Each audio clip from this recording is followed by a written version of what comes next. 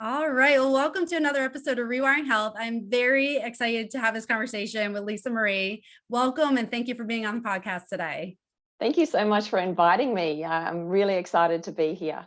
Yeah, absolutely. So I always like to hear people's stories because I think it just makes it such a profound experience hearing what people have gone through and how they've overcome adversity. So can you just talk about your story and what brought you to where you are today? For sure. And it really is about taking travel back in time. Mhm. And I think the most profound memory that I ever had as a little girl was the day I got called into my parents' bedroom, and my dad was sitting on the end of his bed crying, and there was just one suitcase next to him. And my sister and I we didn't know what was going on, and he just said, I'm sorry, but I have to leave. I can't stay here anymore. And at that moment, it was, I don't remember the exact role play of the rest of that, but all I felt was fear. Mm.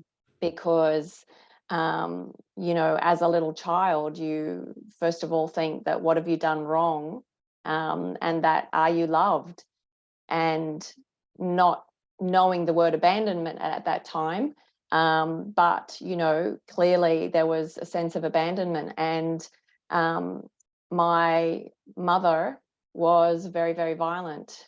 She was then later diagnosed with having borderline personality disorder with extreme narcissism. So my sister and I lived in a constant state of fear, violence, neglect, and it was both physiological, like physical and psychological horrors that we lived through.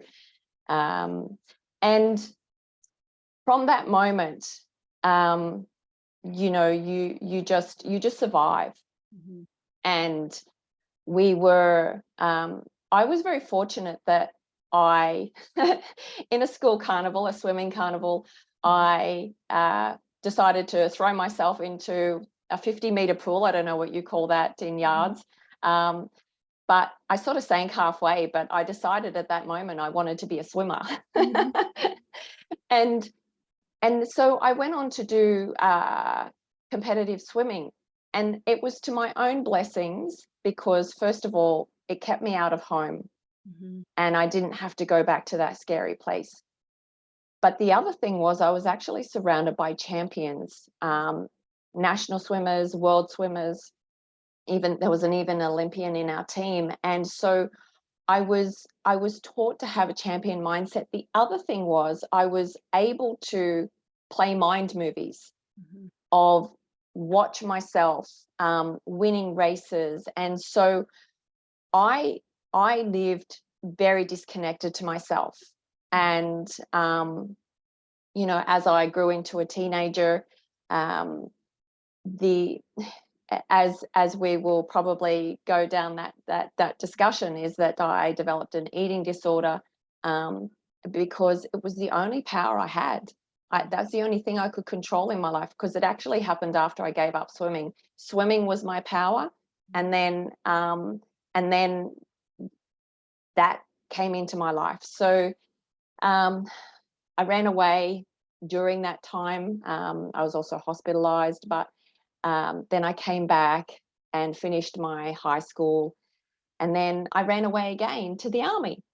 Mhm. So I went far, far away. Yeah. um, but I lived in a constant darkness. There was always everything was just about surviving. Mhm.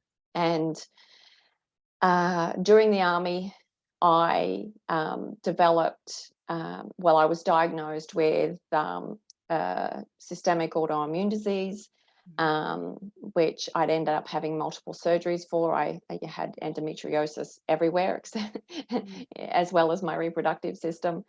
Um, and I also suffered a severe injury. I smashed my hip, and for the next 30 years, I spent lower limb disabled in excruciating pain, and not being able to walk without a walking stick. So, constantly there was all of these points of suffering.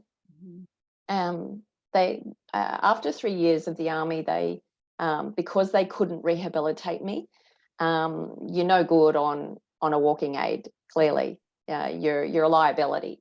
And so, I always wanted to help people. I was actually a medic in the army, and I wanted to help people. So I went into medical science. I went to university as a mature age student. And one thing that I really connected to was the need of significance, the need for driving to achieve something. Because as a kid, I always thought, if I'm a good little girl, if I keep my room tidy, if I do my grades, if I'm just the best little girl, my mum will love me and she'll stop hurting me. And of course, that never happened. She was that severe that she was highly medicated on like a bucket load of antipsychotics, which we know do not serve you. And she was in and out of psychiatric wards. But back in the day, because I'm in my 50s, back in the day, there was really not the awareness that there is today of pulling children out of those places. So, but she was very convincing. Nobody knew that this wonderful woman was literally a demon behind doors. So,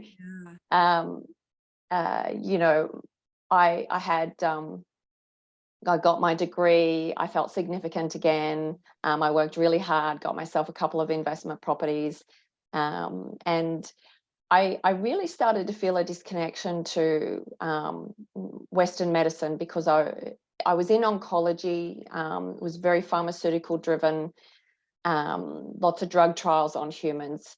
And it started to really conflict with my values, and I was dying. Like literally, I'd had abdominal surgery 14 times by that stage. I had severe insomnia through all of the pain, the trauma, and I just thought, there's got to be a way.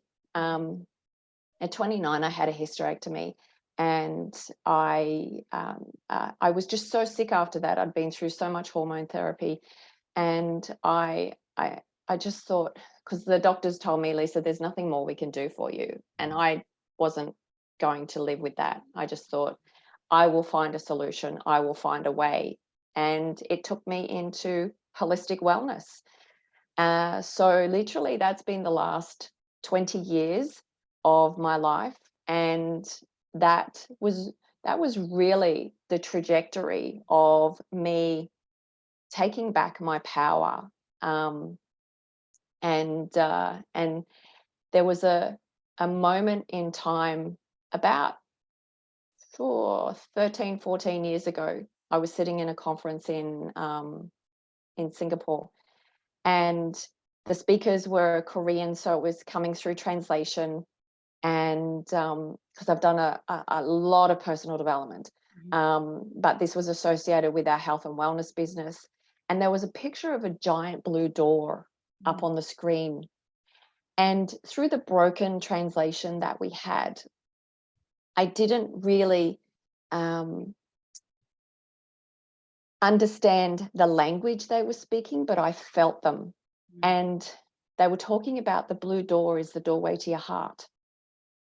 And at that moment, I thought, and I broke down in tears, and I just thought, all these years, I've actually had my heart locked, closed in a vault, and I've been very successful. I've achieved everything I've always wanted, but I was unhappy, I was unfulfilled, and I was driven by angry desire because I had to be significant.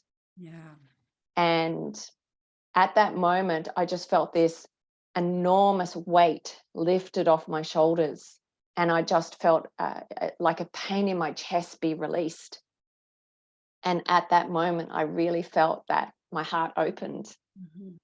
And from that day forward, like my personal my personal growth, my personal fulfillment, my personal success, my business success has been on this incredible upward journey, because I now live with inspired desire, and the purpose behind my drive is to change other people's lives.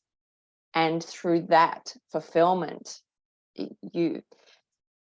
there's no money in the world that fills up your cup more than self-love and helping others find their strength and their power. Oh my gosh, absolutely. I mean, just what an incredible journey you have gone through. There, I was listening to you, there's just so many pieces to that. It's like, how do we even overcome that? And then it's like, then you're hit with something else. And it's like, how do you overcome that? And then you're just hit with something else. It's like, I mean, it's just a testament to the power of your core and your soul. Resilience. 100%. I mean, there's really like, that is the epitome of resilience, to overcome all those challenges and then come to where now you come full circle and you're helping others overcome their challenges. I mean, it's a beautiful story. And as you were speaking, there was one thing that, I mean, there's a lot that stuck out to me, but one thing that stuck out to me, especially with what you just said and what you had said earlier, is that you were, doing everything right when you're as a child, like trying to win your mom's approval and love.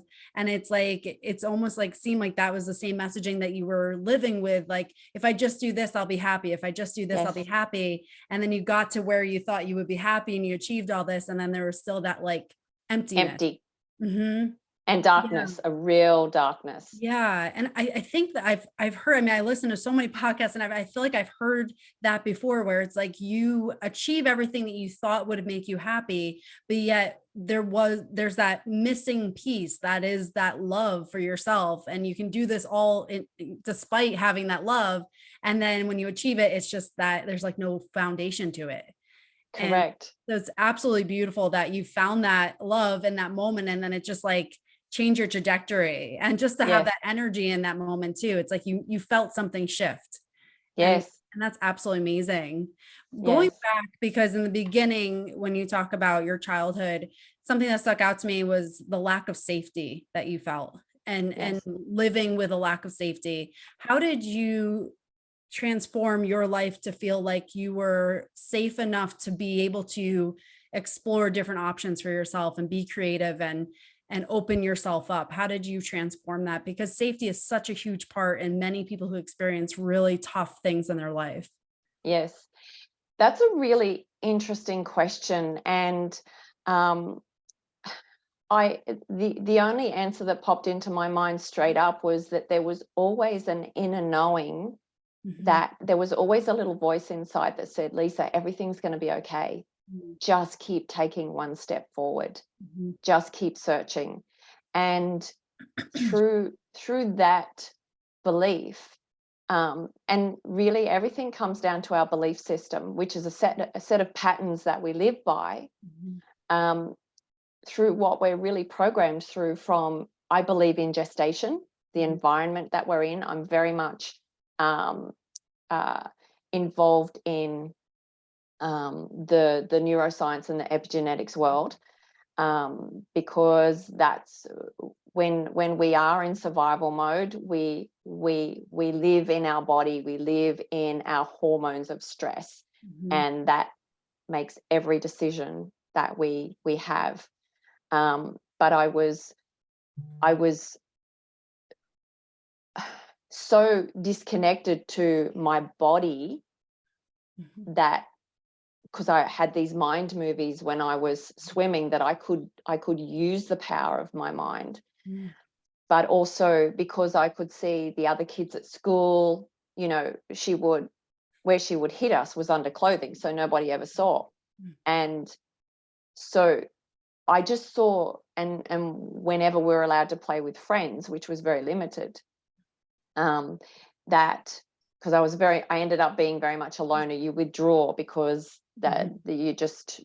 that's what you do. I think you either go outward and become totally destructive and rebellious, or you withdraw. So it's one end of the pole or the other.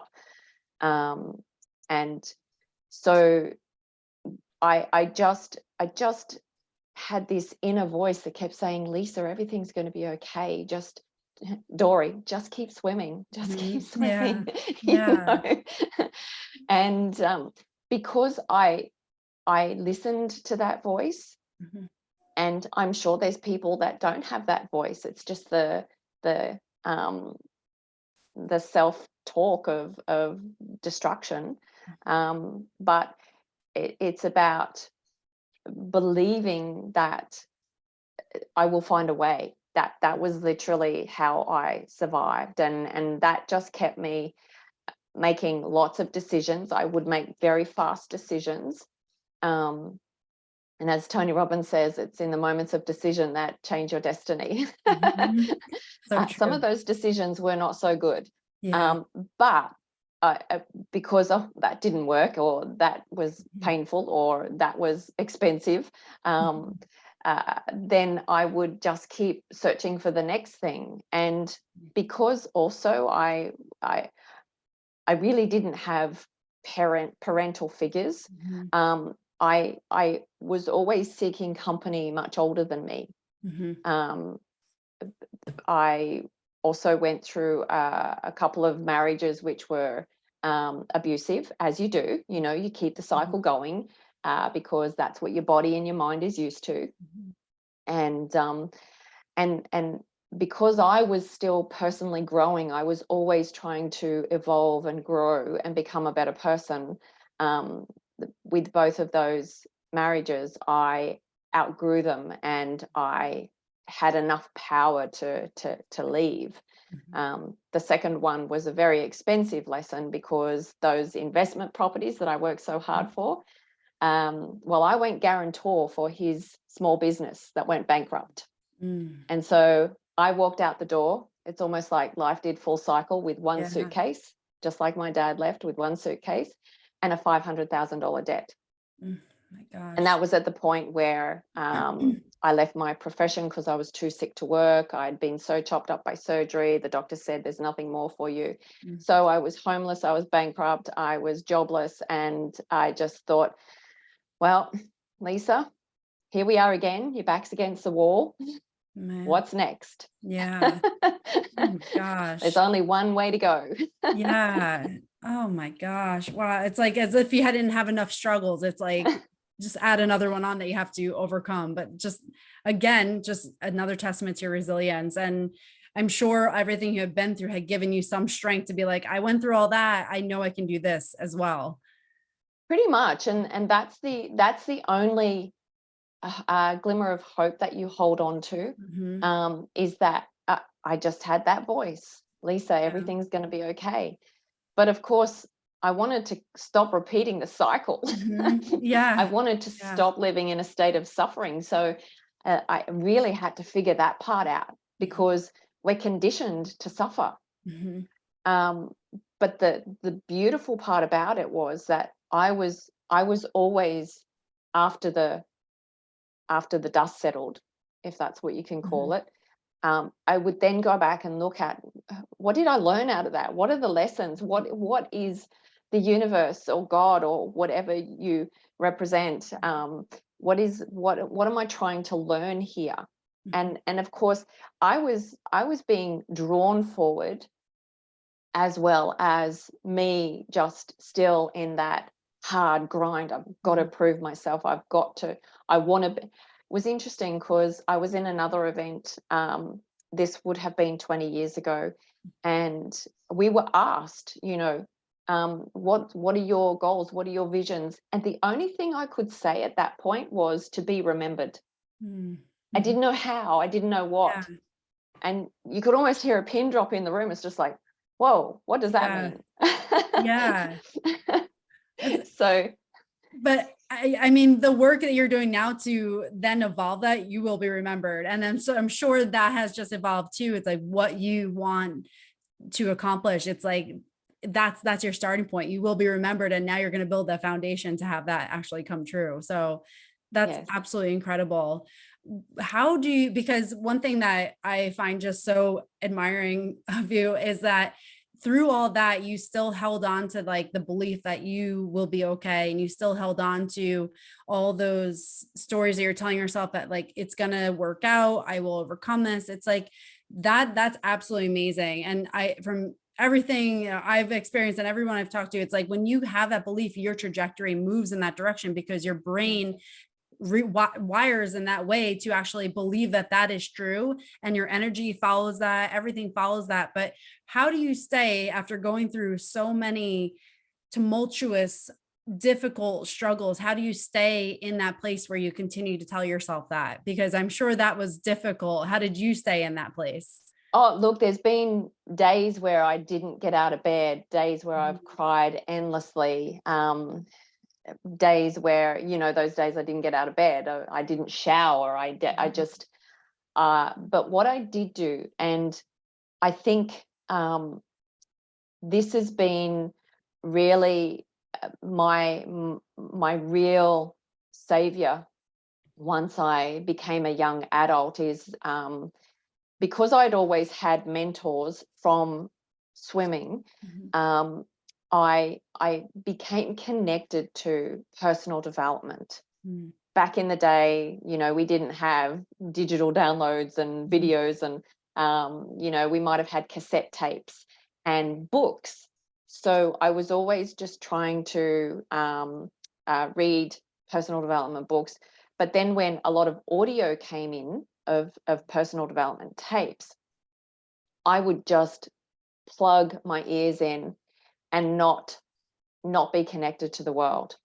I just had to overwhelm my state with positive input. And everything is about, for you to expand on a personal growth level, my belief, and there's lots of evidence around this, is that you have to change your state. And it's also so it's immersion, but it's also spaced repetition. It's doing things over and over and over again to rewire the new habit and signal into your nervous system. And so it's almost like kid doing their times table at school. Yeah. Probably the only thing I remember from school is my times table. Yeah. So what I did do, because of the world-class mentors I became connected to, like Mr. Jim Rohn, who was actually Tony Robbins' mentor and coach. I was mentored by Mr. Jim Rohn 20 years ago, and then I learned and met Tony through that experience. So there's been 10,000 hours of Tony going to my ears over the last 20 years. I would just listen to some of the most powerful of his trainings to rewire your nervous system over and over and over and over again. And I would fall asleep listening to that. I would lie in bed for days listening to that. And then I would have the strength to get out of bed and just, here we go, Lisa, we're going again. And that was literally the cycle of my life for a very long time. Yeah. Because I was still, I only had my hip replaced in 2017. And that was another timeline event. We can go down that path right now if you want, or we can circle back to that. But it was, there are real distinct timelines where I made that expansion, I made that growth. And once you go there, you actually never go back, because I'll use the word spiritually, you've spiritually evolved yourself. Your higher self has actually gone up a level. And when that happens, your vibration, your internal energy, as a scientist, I know that. So, I love science and woo. They're both the same thing. They just speak a different language. And we can measure the vibration of the human body and the brain. And we know that when you're in a certain vibrational state, you could almost pinpoint your emotional condition and call it a name: anger, fear, all these negative emotions, or the higher emotions, joy, love, happy, all those things. Yeah. So there's a funnel of emotions called the Hawkins funnel. And so that also, if you do love the Eastern philosophies and woo, is that it's in alignment with our chakra systems. Mhm. And the first 3 lower chakras are your survival chakras. Mhm. And what did I had? I had trauma to my hip and my pelvis, and I had multiple surgeries on my reproductive system. Mhm. And that the lower ones, the survival ones, are when you're locked in a state of fear, all the energy is blocked there. And so it's only until you start working your way up, Mhm. heart chakra opened in that blue door event, Mhm. you know, all of these amazing epiphanies start to happen. Is you can read your body, you can read events, you can just say, Mhm. that's why that happened.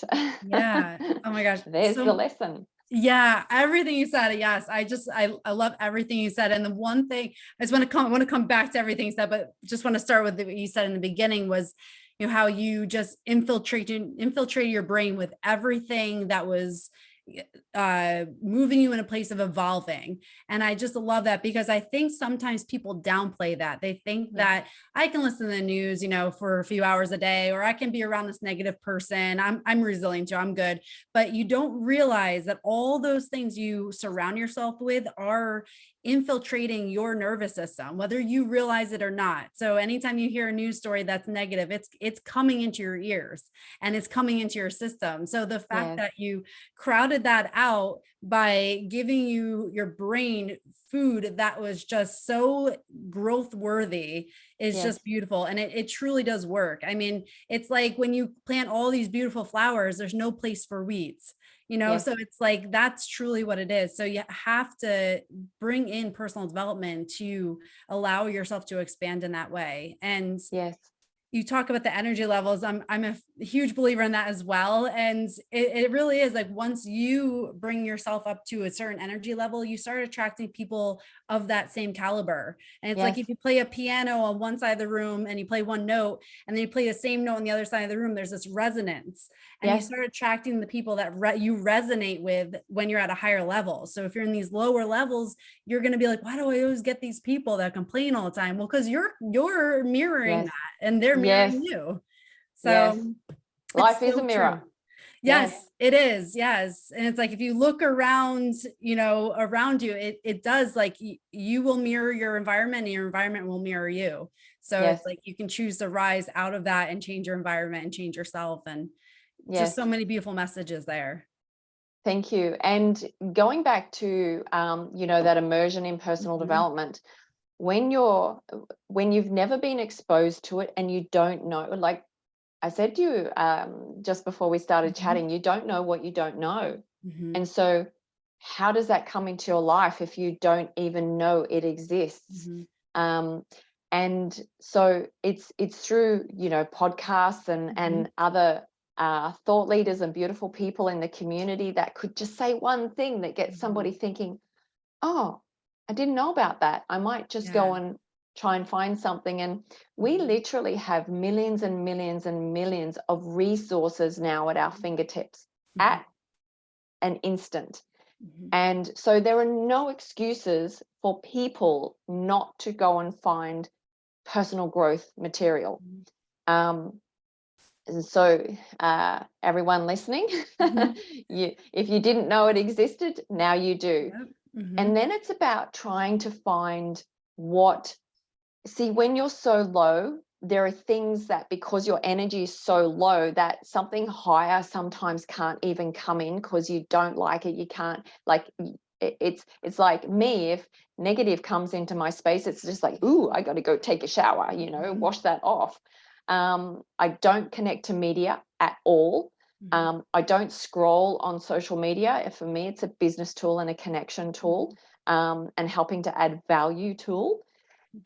So it's about trying to find things. Some people can start with some beautiful music that might be associated with guided meditation online. Other people might be able to find some beautiful gentle sitting yoga exercises with beautiful music. Remember, I'm saying music because, as you said, music is resonance in our body. It raises our vibration. That's why sound is used in a lot of healing.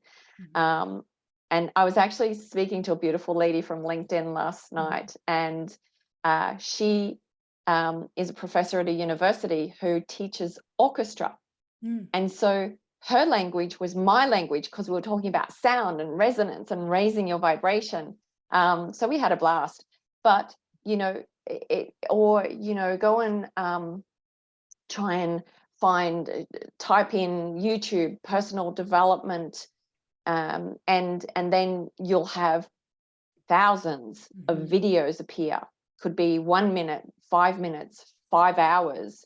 Just start something and find what connects with you at the time, and you will grow with that. And then you'll look for the next thing and the next thing and the next thing. And that is really important, to decide that you want to stop being a victim. You have to have had enough to believe that it's time to start living life and stop being a victim of your circumstances. Life doesn't happen to us, it actually happens for us. And so when you start to raise your vibration, you can actually start to be a bit more creative as well. And that's when you do start to attract more of the goodness into your life to help you get out of that dark hole. Such a beautiful gift what you just said there, because you could have easily gone down that path where you were a victim because you went through so many things. But the fact that you chose to be a victor and be your own hero in your journey, I mean, that is just speaks volumes. So for anyone listening who's gone through similar struggles, like, listen to this, because you very easily could have gone down either path, and you chose the one that would rise you up. So my sister sadly went down the other path. Oh, wow. Oh my So, gosh. It's two people in the exact same environment. One chose to find a way out, and one chose to wonder why it happened. And so, yes, it's and I've had to disconnect from, I don't even know if my mother's alive. I stopped communication with her when I was 20, so that was 33 years ago. And I remember we were invited into her psychiatrist's. Now, there's a big difference between a psychologist and a psychiatrist. We were invited into the psychiatrist's office, and I remember I must have been maybe 16 or 17. This was after I had run away and come back home. And it was such a dark time. And I remember him saying, girls, you've got two choices. You can either completely disconnect from your mother and survive, or stay and perish. And man, I took that on board. Yeah. My sister didn't. Wow. So it was, pretty profound and so there was also, because her need for control and the narcissistic behavior is that, even as a young adult, I was 20 or 21, she would call my workplace just to talk to me. And by this stage, I was married. And I'd spent 3 years far away with the army. And so, now that I was sort of back, she even relocated states to be in the same city as my sister and I. Like we moved states. Wow. So I remember I was at work, and she's yelling at me on the phone. I'm 20 or 21, and I called her by her first name, and I just said, never call me again. Trust and love has to be earned. Our respect has to be earned. It does not come with a title. If you continue to try and communicate with me, I'll involve the police. That kept her quiet for a while. Like, she stalked me and all sorts of things. But that was, and at that moment, she called me a rude little girl. So in her mind, you're I was still a little girl fighting for my power. Gosh. So it was very interesting, and that was the last time I ever personally engaged with her. Mhm. Um, and but I spent years looking over my shoulder. Mm. Oh my gosh. Yeah. So, it's uh, that shadow, that fear I kept with Mhm. me for such a long time. Yeah. Well, I mean, I imagine like living in that, it's like it's ingrained in you to be, because you had that relationship with her, and then to have her kind of like follow you still, even when you made a clear separation. I mean, that's gotta, Ruffle your like feathers. yeah, absolutely. I mean, I I can't imagine, but it's like just to have that strength to say like it's a big saying that I've heard, and I use myself, is that you get more of what you tolerate. And the fact that you put your foot down, you say, I am not tolerating this anymore. It's like you put your boundary up, you put your standards up, and then everyone else had to adjust to that. And it's amazing, because again, you could have just said, oh, okay, and let her back in, and just take more and more and more. And it's like, at what point would it have stopped? Or at what point would it have broken you down to the point where now you're even in a worse place? So it's Yeah, amazing courage to do yeah. that. Thank One you. thing, oh, go ahead. No, no, no, you go. One thing I wanted to circle back to, because we didn't get the chance, but I know you're talking about you had struggled with anorexia Yes. through your childhood. Do you mind just talking about that and how you overcame that, and how like your mindset through that has evolved to where you are today? Yeah, for sure. Um, my sister developed an eating disorder before I did. She had both anorexia and bulimia, and by the age of 12, she was hospitalized. Mm. Because I was a swimmer, I was actually really quite lean. Like I could vacuum 6,000 calories Mhm. and still be like this. Yeah. Um, and but I always remember my mother and my stepfather would make fun of Jodie because she was quite inactive, and they would call her Porky Mm. and, all these names. So no wonder that happened to Mhm. her at such a young age. And when I finished swimming around the age of 13 or 14, because it became actually a real obsession for my mother, that she started enrolling me in every swimming carnival, and I had to win everything. So now she was living the trophy life. Mhm. Um, uh, that I got to the point where I actually hated it, because I Mhm. was no longer swimming for me, I was swimming for her. So I stopped. And at that point in time, of course, when you're consuming 6,000 calories a day, Mhm. um, you need to either stop consuming that or find another way to burn it. Mhm. Fortunately, I was invited to go to a martial arts club, and I just thought, hey, that'd be cool. Mhm. One, I'll be active. Two, I can learn how to defend myself a little bit Mhm. better. Mhm. Yeah. Practical. Yeah, absolutely. Yeah. um, and but it was actually a very different club. It was kung fu, and it was a metaphysical club. Mhm. So at the age of 14, I was introduced to meditation and Tai Chi and internal energy. And I actually, that little girl's little voice of saying everything's going to be okay, the world is different. I Mhm. actually felt really comfortable there. I thought, oh, I feel at home. I this internal thing that I talks to me all the time. I Mhm. can now connect with it better. Um, and But I was still, I spent a lot more time at home now that I wasn't 5 hours training after school or before school, and I was putting on weight. So somehow my reduction in calories started to get extreme, Mhm. and I just thought, yes, I'm losing weight. Yes, I'm enjoying being in control of what I'm eating. Mhm. Once again, it's that, what are you in control of? Mhm. An eating disorder is taking back your power, but in a very, very self-harming way. Mhm. And for some reason, it feels good. Mhm. Yeah. So I, um, I would weigh myself several times a day. I would eat you know, the food I took to school that my mother thought I was eating, it would go in the bin. You start to do all these little unusual habits around food. Yeah, like rituals. Yeah.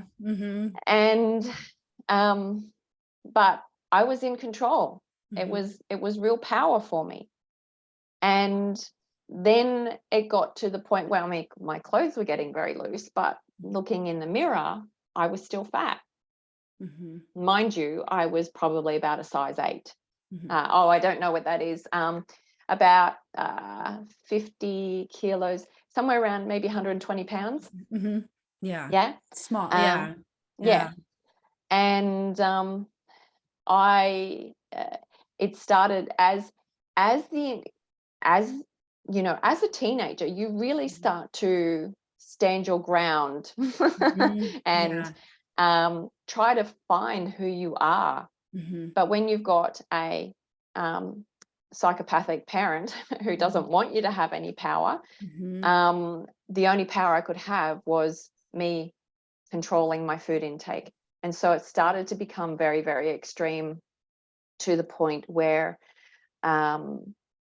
she also, because I was standing in my power with other behaviors that I was demonstrating, she became more aggressive, and to the point where she kept telling me that she was going to kill me while I was sleeping. Oh So my I gosh. got so desperate that I planned running away. And back in the day, there wasn't a lot of child safety places you could go to. So a friend found me a halfway house, which, you know, had all sorts of youth there. And so I ran away. And it was at that time that I really fell into darkness. And I just thought about, you know, do I continue? Or does it stop here? And what had happened was I made this decision that I wasn't escaping myself. I was escaping her. And I had so much I wanted to live for. Yeah. So I didn't make that decision. I did end up in hospital. I probably got down to, I can only equate it to maybe somewhere between 100 pounds and 110 pounds. In our language, it's between 37 and 42 kilos.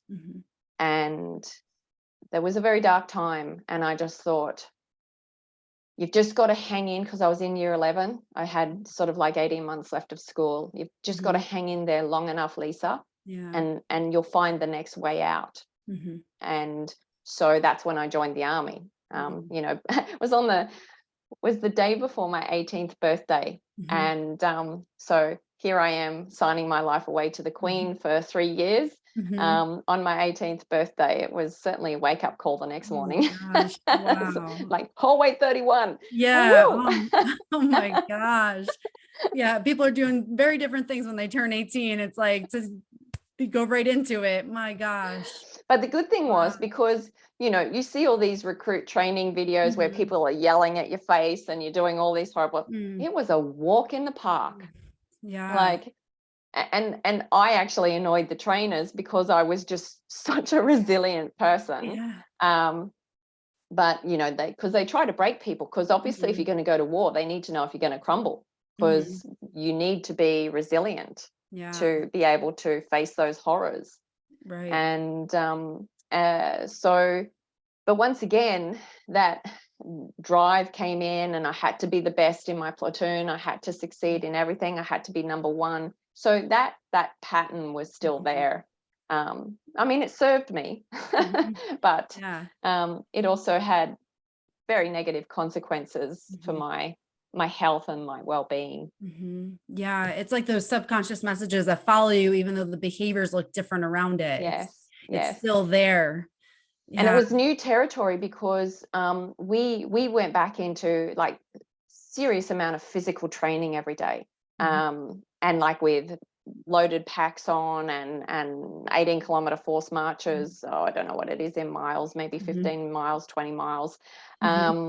And so like I had to eat, Mhm. and the mess food was not so good. It Mhm. was carb loaded and sloppy, and so I had a real mental challenge with Mhm. needing to eat so I could Yeah. actually do what I was meant to do. Otherwise, I would be in big trouble. Mhm. um, and so that fear of food actually carried on for 15 plus years with me. When Wow. I left the army, I went back to the just eating minimal, not eating Mhm. carbs, weighing myself, Mhm. just fearful of food. Mhm. And it was really until I moved into, out of my Western trained medicine into holistic, where I became part of health and nutrition, Mhm. Yeah. that I, because personal development was going along with that, Mhm. I started to treat myself better. Mhm. I started to um, say food is fuel, food is Mhm. nutrition is information for my cells. It's serving my body. It's, all of these good things, because Lisa, if you want to achieve all the things you want to achieve, you actually have to be healthy to do that. Mhm. Yeah. And I had let go of that past. So I said, you're not living there anymore. So let's start a new chapter. But it's still like I've maintained my weight literally Mhm. for the last 20 plus years. And I don't count calories. I don't live in fear. I don't Mhm. eliminate food groups. Balance really is the Mhm. key to health and well-being. Mhm. So that's where I had evolved to from that journey. But it took a long time to let go of that association of food is where I've got power, Mhm. and that's a really big thing. And I know anybody who this is a very blanket statement, and there'll be cases where it's not the case, but generally people who fall into acts of self-harm, and Mhm. eating disorders are acts of self-harm, Mhm. have experienced deep, deep emotional pain and trauma. Mhm. And it's a way for them to either override that pain Mhm. through some forms of self-harm methods, or be in control of something. Mhm. And it's about going back through those layers to try and find where that dysfunction occurred, to be able to heal that process. One of the biggest things that was also transformative in my life was, and it was around, since the Blue Door event, Mhm. Yeah. was learning to have forgiveness. Anybody who harms other people is in a state of suffering. Mhm. And I had to learn that my mother was living a life of extreme suffering. Mhm. And so to be able to set myself free from and being able to move forward, I had to learn how to forgive her. It was a progressive process. Mhm. And the other thing was, I had to learn compassion, because Mhm. I did not have compassion. Mhm. Um, I didn't have empathy. I didn't have sympathy. Like, it's just like, just get it done. If you want Mhm. something, do it. Mhm. No excuses. Yeah. They were the hard rules I lived by, Mhm. because that's what I did.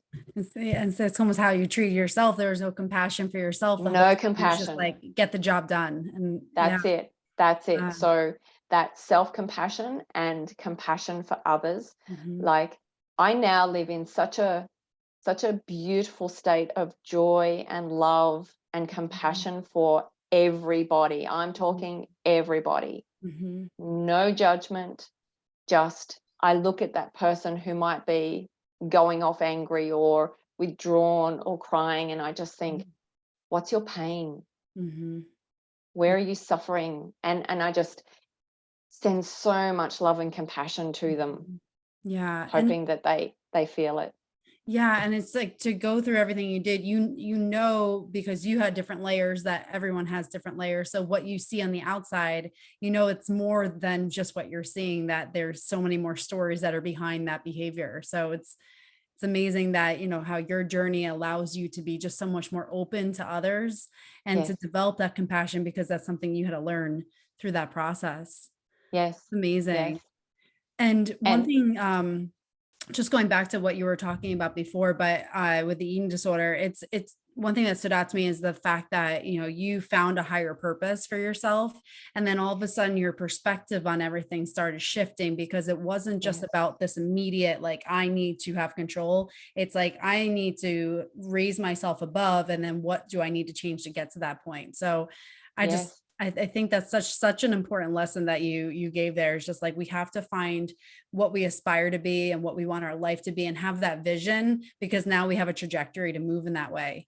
And then things yes, kind of start falling into place, and we start acting in a way that matches that vision. So yes, yes, it's for sure. amazing. Hmm. And people who are suffering, Hmm. their world is very much, it's so closed. Hmm.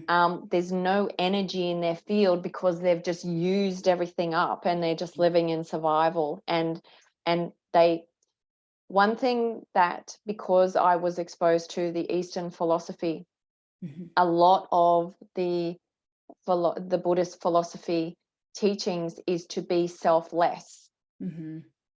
and to be of service, Hmm. to be a servant leader.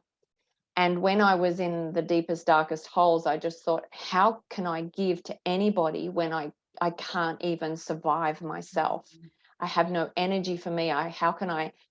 And that didn't connect, but it was just because I kept trying and exposing myself to it that, you know, eventually the breadcrumbs Hmm. of all of these little things and mentors and trainings and this and that, it all just started to open it up, and me became we. Hmm. And when that happens, when you have a purpose higher than yourself, your world will start to change rapidly, Hmm. because the energy around you changes, and that energy can feed you to start to lift your own personal vibration up higher.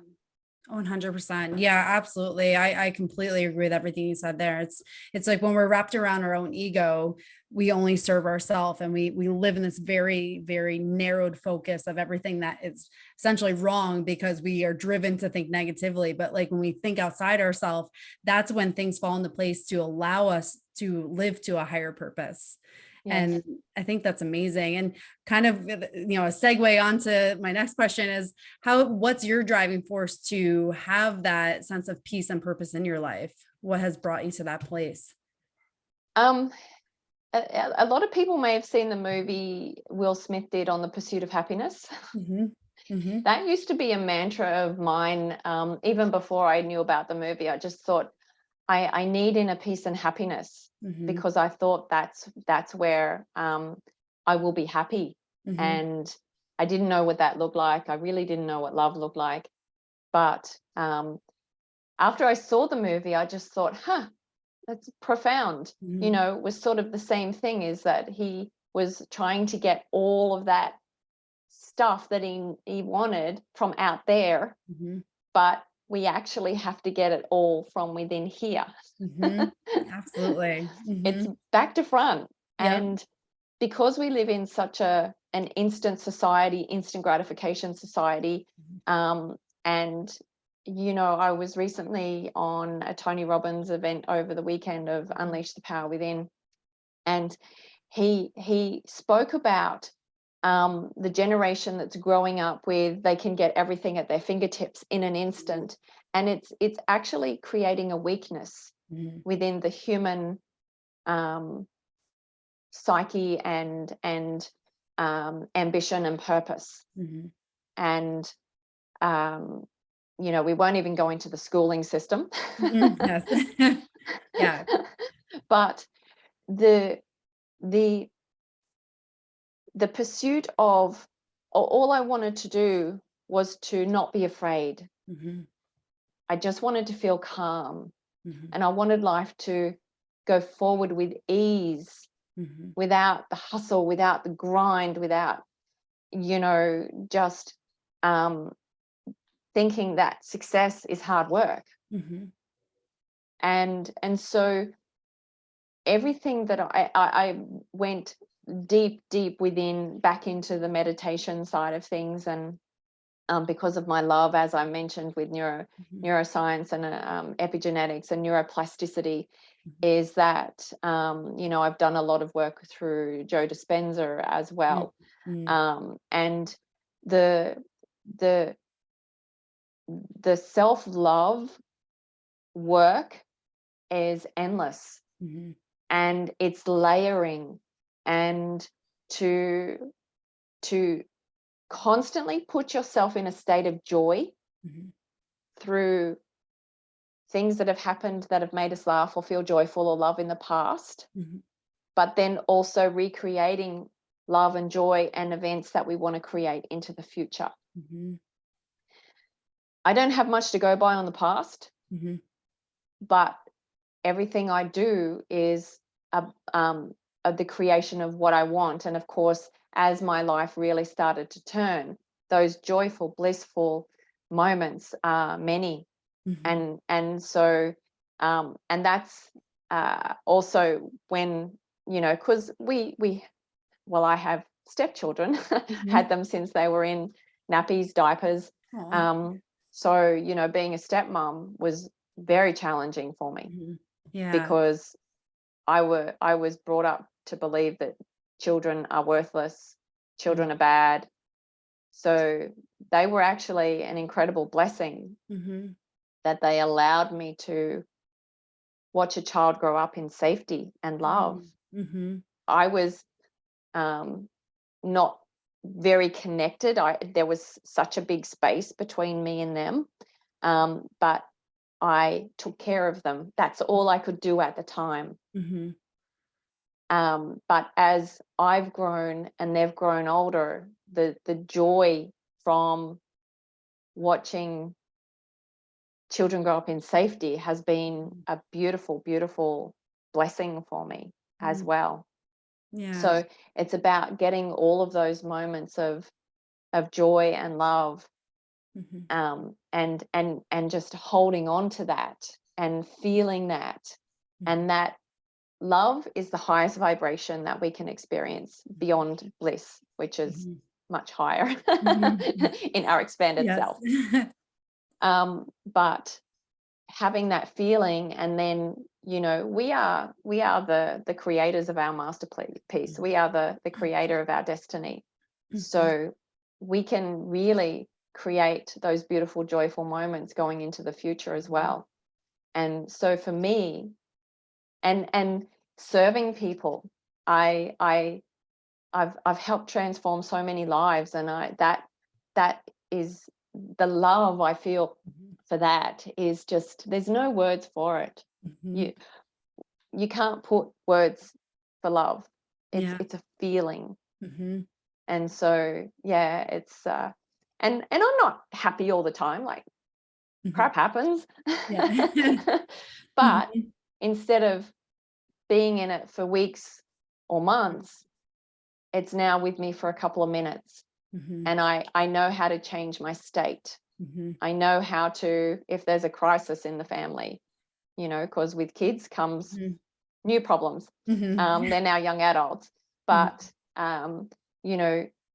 it's about, rather than all problems are gifts. Mm-hmm. What's the solution? If we live in a solution mindset, then what we're doing is we're feeding a problem with positive energy, Mm-hmm. not negative energy. Mm-hmm. Absolutely. So it's Yeah. that's sort of and I just say follow your bliss. But Mm-hmm. you have to really have to spend a lot of time with yourself, which is Mm-hmm. why I meditate as well, because even if it's walking in nature, that is meditation. Mm-hmm. Exercising is meditation. It's a form of you being in the moment. Mm-hmm. And then I take advantage of all the downloads that start to happen, Mm-hmm. because you're really connecting to a higher vibration. Mm-hmm. And so That's really, really important, is being still and quiet, and then just figuring out, what do you want? What do Mhm. you really want? Without Absolutely. any judgment, without Mhm. anybody else's expectations, Mhm. and grow from that.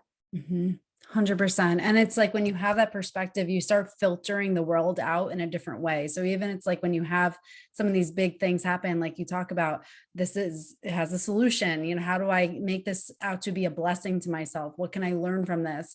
Rather than being like, oh, this always happens to me. This is going to put me back. Oh, and then you get into that catastrophizing everything. It's like, again, it's the filter in which we see the world. And when you talk about being grateful, it's like, being grateful for those future things that maybe are not in your life yet, but it's like when you can imagine them and feel them and connect to that emotion. Like, I'm a big fan of Joe Dispenza too, and it's like he talks about that, like, connect the emotion. What would it feel like if your dreams came true?